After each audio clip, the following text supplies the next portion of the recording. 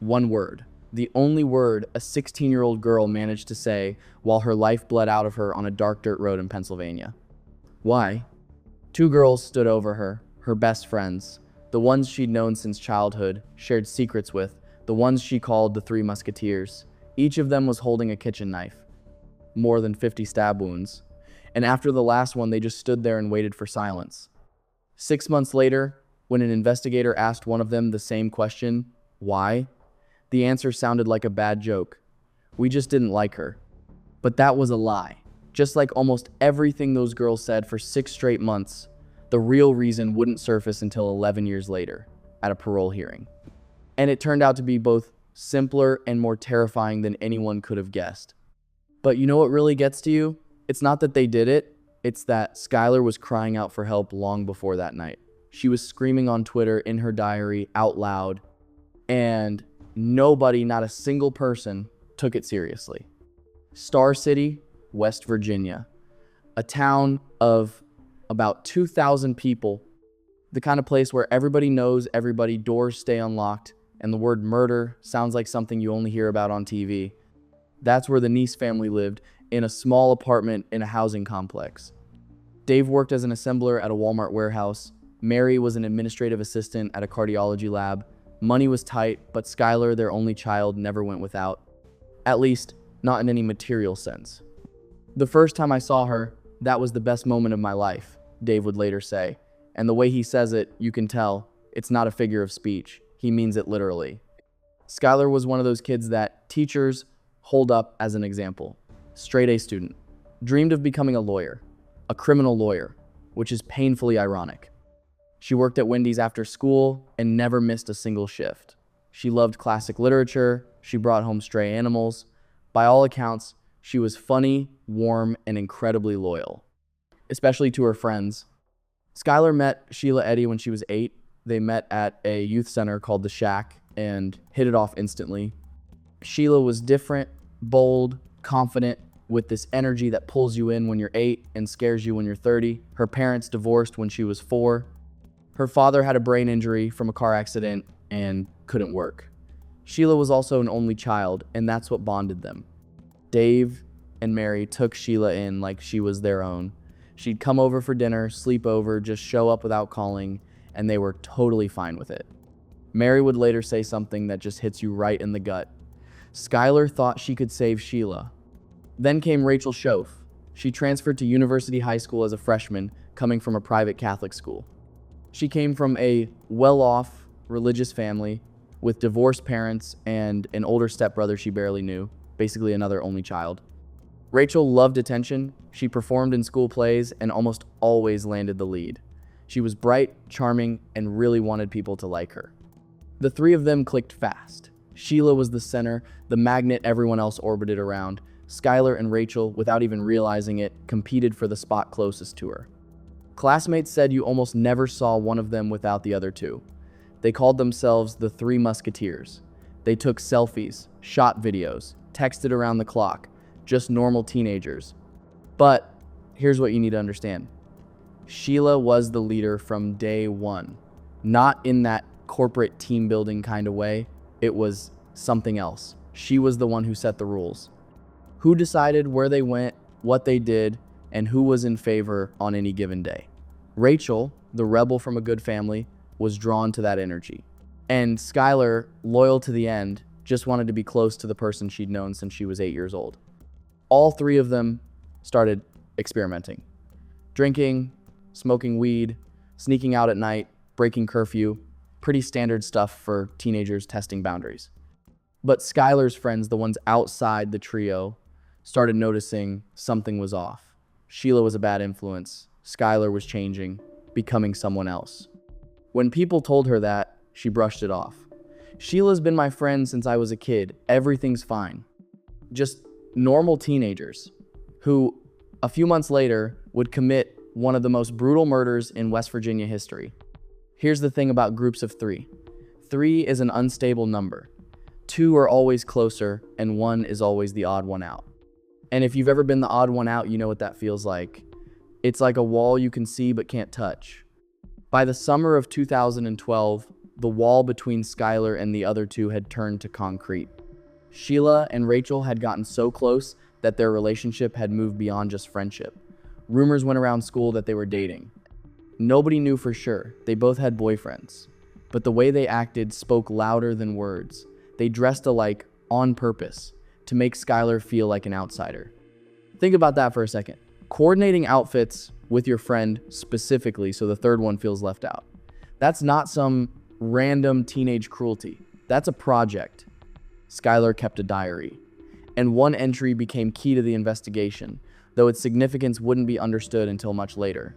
The girls were sleeping over at Rachel's. They got into her mom's liquor cabinet, started drinking, and at some point, Sheila and Rachel started making out. Skylar was in the same room. She wrote that she had nothing against bisexuality. She had plenty of friends in the LGBTQ community, but it was awkward being the third person in a room where the other two were wrapped up in each other. 2 weeks after that entry, Skylar posted a tweet. I'd tell everyone at school all the crap I know about everyone, and I know a lot. Hashtag if I could get away with it. Think about it. A 16-year-old girl posting in plain sight that she knows people's secrets. That was a cry. Not a threat, a cry. See me, I'm here, I'm still with you. But to Sheila and Rachel, it sounded like an alarm. If Skylar tells people about their relationship, everything falls apart. At least that's how they saw it. And then there were the tweets, one after another like breadcrumbs along a path nobody followed. You're a two-faced bitch, and you're obviously stupid if you thought I wouldn't find out. It sucks that my friends are living their lives without me. Just know, I know. And here's the scariest part. Several classmates actually heard Sheila and Rachel discussing in science class how to get rid of a body.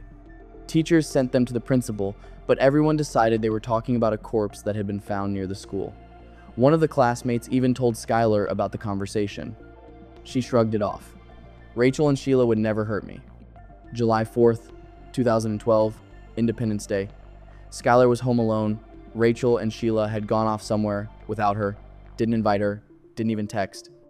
Mary watched her daughter mope around all day, suggested she read a book, do some homework. Skylar usually loved both, but that day, nothing interested her. She just sat there feeling unwanted. Then she went on Twitter, sick of sitting at home. Thanks, friends. Love hanging out with you guys. On July 5th, Skylar worked her shift at Wendy's until 10. Came home, her parents were watching TV. She stopped in, hugged her mom, gave her a kiss. I love you, Mom. Turned to her dad. I love you, Dad, and went to her room. That evening, she posted her last 2 tweets. The first, the fact that you do this kind of crap is why I can never fully trust you. The second, a retweet of someone else's post. All I do is hope. And then she got a message from Sheila and Rachel. Let's go smoke. Come with us. Skylar hesitated. Something made her pause. But then she said yes. Because these were her best friends. Because maybe things could still be fixed. What she didn't know, in the trunk of Sheila's Toyota Camry, there was already a kit that investigators would later call a serial killer kit. Rags, bleach, wet wipes, a shovel, a clean change of clothes for each of them, and 2 kitchen knives wrapped in towels. Sheila and Rachel had hidden the knives under their hoodies, even though it was a July night. Skylar didn't notice. They'd been planning this for months. Talked about it in class, mapped out the route, chose the spot. This wasn't an impulse. It wasn't a fit of rage. It was a project just as cold-blooded as coordinating outfits to make your friend feel bad, just on a completely different level. 12:30 in the morning, July 6th, 2012. A security camera at the apartment complex, a new one just installed, and thank God it was working, captured Skylar climbing out of her bedroom window. She'd placed a small bench outside. She took her bag, her phone, her wallet, her hair straightener, contact lenses, phone charger, and her mom's old nightgown she called Goody and never slept without. All of that stayed in her room. She planned on coming back. The footage shows her crossing the parking lot and getting into the backseat of a car. The recording is grainy. You can't make out the plate, color, or make. The car pulls away. Sheila was behind the wheel, Rachel was in the passenger seat. They headed toward Blacksville, near the Pennsylvania border, about 25 minutes from Star City. On the way, Sheila spotted a police car at an intersection and changed the route. But the destination stayed the same, a dark dirt road in the middle of nowhere that the three of them had driven to before to smoke weed. Skylar had no idea. To her, this was just another late night ride, a chance to get things back to how they used to be. They got out of the car, talked for a bit, and at some point, Sheila or Rachel said, "We forgot the lighter in the car." Skylar turned around to go get it. 1, 2, 3. On 3, both of them pulled out the knives and started stabbing. Skylar screamed. She didn't understand what was happening, but her body reacted faster than her brain. She tried to run. A slash to the knee. She went down.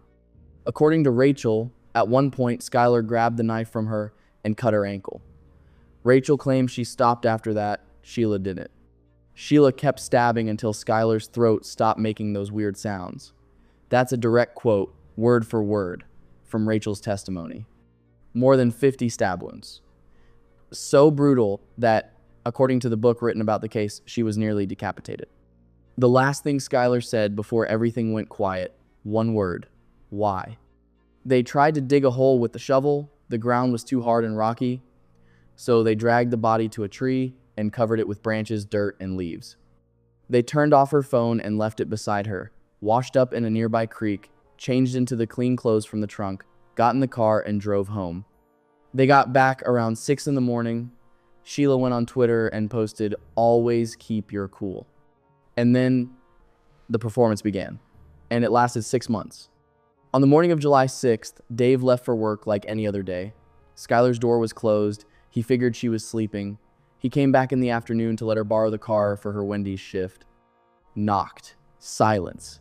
Not the kind of silence where your kid's just ignoring you, the kind where the room is empty. He went outside and saw the bench under the window. The window was open. His first call was to Sheila. "I talked to Skylar around midnight, but I don't know anything else. No idea where she is." Then Wendy's called. Skylar didn't show up for her shift, for the first time ever. Dave called the police. Then Sheila called back, this time with a different story. Okay, she admitted she and Rachel did pick Skylar up that night around 11. They drove around, smoked, dropped her off a couple blocks from home so her parents wouldn't hear, and that's it. The problem was the cameras showed Skylar leaving at 12:30, but the police wouldn't get to the camera footage right away. Sheila came over with her mom, helped put up flyers, went door to door. A few days later, she came to the niece's house, went up to Skylar's room, sat on her bed, and broke down crying. Mary walked in, and they hugged. 2 women, devastated by grief. Except one of them knew exactly where the body was. She called us constantly, Dave remembered, asked if there was any news, said, "I wish I knew more, I wish I could help." I thought, now that's a real friend. Rachel handled it differently. The day after the murder, she left for church camp for 2 weeks. Your best friend goes missing, and you go to camp. She had a fresh wound on her ankle from Skylar's knife from when Skylar fought back till the very end. Rachel's mother and a friend of hers noticed the cut but didn't think much of it. Meanwhile, the police decided Skylar was a runaway. Typical story, they figured. Teenager sneaks out, doesn't answer calls. No Amber Alert was issued. There weren't grounds for one. You had to meet 4 criteria, and none of them fit. The child wasn't abducted. The child got into the car willingly. Case closed. Just wait. That's the most helpless feeling in the world, Dave said. Everything you care about is gone, and you have no idea where to look. Dave and Mary did everything they could, printed flyers, hung them all over the county, called everyone, went on TV, begged, "If you saw something, if you know something, please." And every time they came home, they saw Skylar's closed bedroom door. And her things, the hair straightener, the contact lenses, her mom's old nightgown goodie that she never went to sleep without, what kind of runaway leaves all that behind? The answer? None. On Facebook, Sheila wrote, "Skylar, come home. I seriously can't deal with school without you. I miss you so much." Dave replied, "She'll be home soon, sweetheart. Love you. Sheila, love you too." here's what really got to me. This isn't just lying. This is a level of performance that most adults couldn't pull off. A 16-year-old girl visiting the grieving parents of her victim, hugging them, crying real tears, and then going on with her life like nothing happened. Investigator Jessica Colbank, who first interviewed Sheila, would later say, "My first read was, she's a narcissist. My first feeling about her, wrong. Just wrong. Weeks went by, then months. Skylar didn't come back. Rumors started spreading at school, maybe a party, maybe an overdose, maybe Sheila and Rachel were hiding the body because they were scared. Someone even thought Skylar had robbed a bank because there actually was a robbery in Blacksville around the same time, and a suspect's boyfriend had been dating Sheila. Police brought in the FBI and state police. They started digging, and pretty quickly, they found the first hole in the girl's story. Sheila said she picked up Skylar at 11. The cameras showed 12:30. Sheila said they drove around Morgantown. Cell tower data showed they were in Blacksville, 25 minutes from home. A gas station camera confirmed the girls had stopped there that night. Police decided not to tell Sheila and Rachel they knew about the lies. Instead, they told Dave and Mary and asked them to put pressure on the girls through social media. Indirectly.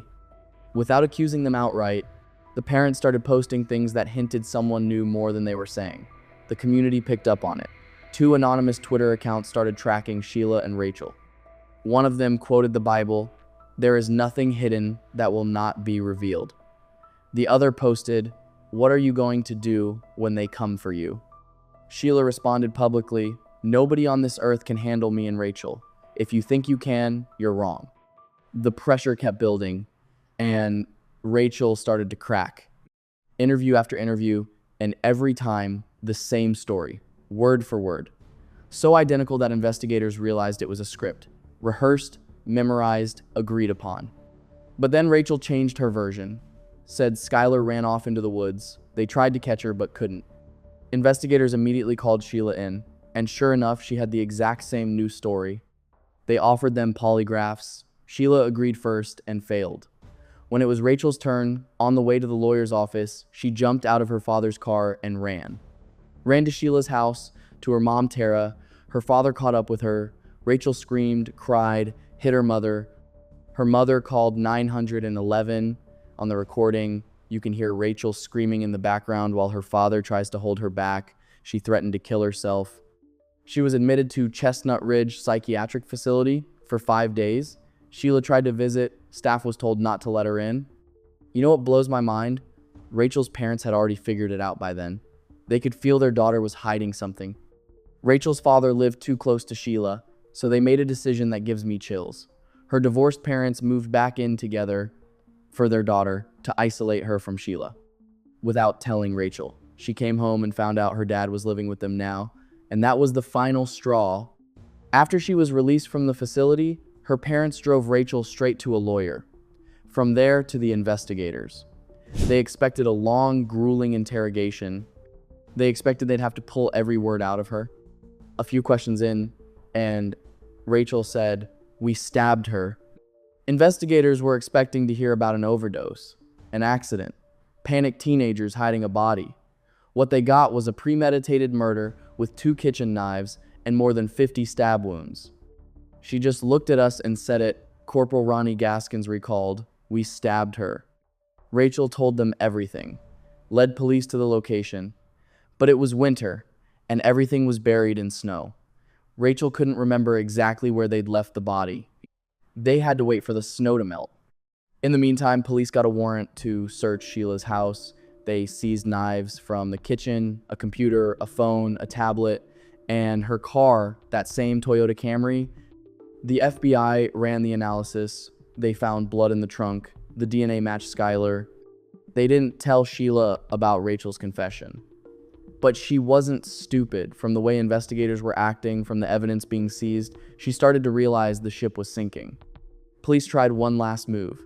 Rachel wore a wire and met with Sheila. But Rachel was so nervous that neither of them said a word about Skylar. They did take a selfie together, though. When the snow melted, police found Skylar's body right where Rachel said it would be. In the woods, under branches, not far from the road. 6 months. For 6 months, her best friends knew where her body was and said nothing. On March 13th, 2013, prosecutors announced the remains that were found belonged to Skylar Neese.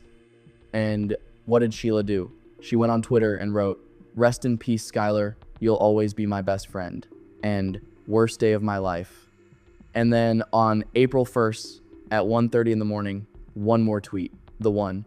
"We really did go on 3. I'd be lying if I said that didn't hit me on a gut level." She's bragging about murdering her friend on Twitter. Like it's some inside joke. On May 1st, 2013, Rachel turned herself in and pleaded guilty to second-degree murder. That same day, police arrested Sheila. You know where? In the parking lot of a Cracker Barrel. She was sitting there with her mom having lunch. Officers waited until they came out, then walked up. Sheila turned to her mother. "Mom, is everything going to be okay?" Tara answered, "I don't know." Sheila was charged with kidnapping, first-degree murder, and conspiracy to commit murder. She pleaded not guilty. The case became national news. It was covered on HLN and CNN. Anderson Cooper did a report. When Anderson Cooper is covering your case, you know it's serious. But when Pennsylvania threatened additional charges, Sheila changed her plea and admitted guilt to first-degree murder. In the courtroom, Sheila didn't say a single word of remorse. Never apologized to the Neese family. She smiled, fixed her hair, only showed emotion when the subject turned to her own future, prison, her sentence. Even her own attorney said, "I've studied everything and found no reasonable explanation for her actions. This is pure, premeditated, first-degree murder, period." The sentence, life in prison with mercy, meaning she'd be eligible for parole after 15 years. Rachel was different, disheveled, broken down. In court, she read an apology. "I'm so sorry. The person who did this, that's not the real me. I'm not who I became in that moment," she cried. Her family issued a public apology through their attorney. 30 years, eligible for parole after 10. Dave Neese responded to that. "Rachel Schoaf also killed my daughter. Skylar wouldn't have been out there if it wasn't for Rachel. She can take her apology and sit on it, because that's about all it's worth." 11 years. That's how long it took to learn the truth. In May 2023, Rachel Schoaf appeared before a parole board for the first time. And for the first time in all those years, she gave the real reason for the murder. Not, "we just didn't like her." The real one. "Sheila and I were in a relationship, a romantic relationship. And we were afraid Skylar would tell people." That's it. A secret romance. Fear of being exposed. Two 16-year-old girls decided the only way to keep their secret was to kill the person who knew about it. And yet, Skylar's mother always said she had tons of gay and lesbian friends. It didn't bother her. Investigator Jessica Colbank believes Skylar would never have told anyone. That the murder wasn't driven by any real threat, but by a paranoid sense of danger, amplified by teenage black and white thinking and something very, very dark inside Sheila Eddy. At the hearing, Rachel called the murder a mistake. Dave Neese responded through the press, "That wasn't a mistake. That was a choice. People heard them in class." They talked about it for months. They had a chance to back out, and they chose not to. The board denied parole. In July 2024, a second hearing denied again. Rachel had a disciplinary write-up. She had no housing plan in case of release. The next hearing is set for June 2026. Her projected release date is April 2028. Sheila Eddy won't even be eligible to apply for parole until 2028. Both are being held at Lakin Correctional Center in Mason County, West Virginia. Dave Neese swore he'd do everything in his power to keep them behind bars. "Dangerous animals belong in cages," he said. "Give me back, Skylar, then you can go." But you can't. So, the one good thing that came out of this story is Skylar's Law. Before this case, West Virginia could only issue an Amber Alert if a child had been abducted. Skylar got into the car willingly, and the system failed. Thanks to Dave and Mary, Amber Alerts are now issued immediately when a child is missing and may be in danger. No conditions. No waiting 48 hours. Dave and Mary travel to schools and even prisons with a program called Skylar Talks. They tell teenagers what happened. They teach them Skylar's promise. If you see something wrong, speak up. Don't brush it off. Don't tell yourself they're just kidding. They turned the spot in the woods where their daughter's body was found into a memorial. A bench, a stone, flowers, holiday decorations. A place where something terrible happened became a place people come to remember. Skylar Neese was screaming for months. She screamed on Twitter, "I know your secrets." She screamed in her diary, writing down what she saw. Classmates heard Sheila and Rachel talking about murder in class and decided it was a joke. One of them even told Skylar herself, and she decided her friends would never hurt her. Every single sign was there, every last one, and every single one was ignored. There's one question I can't answer, but I can't stop thinking about it. If just one person, a teacher, a classmate, a parent, had taken seriously what was being said in plain sight, would Skylar still be alive? I don't know, but I can't let it go. If this story got to you, subscribe to the channel, drop a comment, and let me know what you think. Why do you think nobody took the sign seriously, and do Sheila and Rachel ever deserve to walk free?